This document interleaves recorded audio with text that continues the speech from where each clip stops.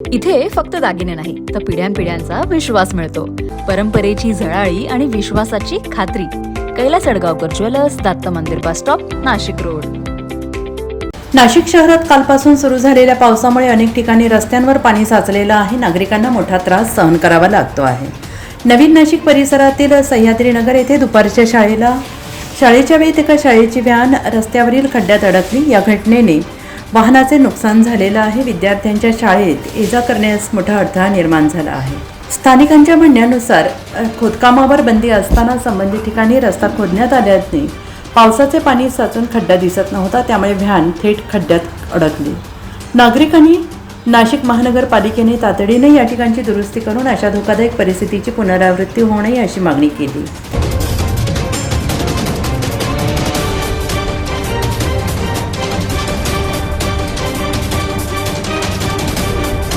NCN न्यूजसाठी सचिन जोटे, नवीन नाशिक.